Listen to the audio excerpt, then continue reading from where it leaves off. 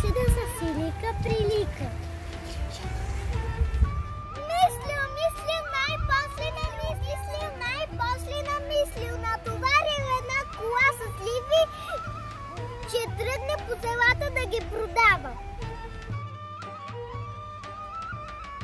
Хайде, давам сливи за смет!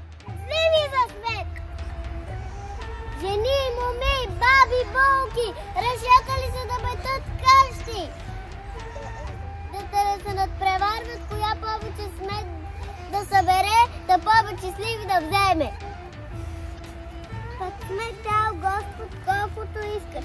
Една носи цял чувал, друга скрина, трета пълна престилка.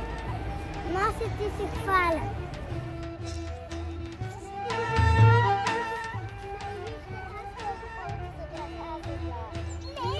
Гледайте колко повече събрах искаш. Не аз. А пък виж, аз цели къщи и събрах от сизи.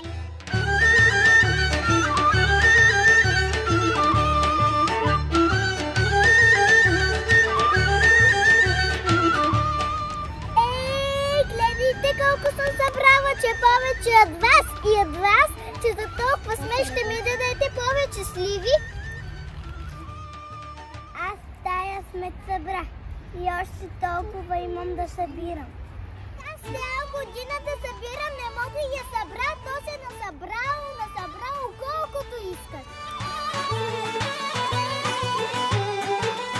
И човека събирал смет, давал сливи.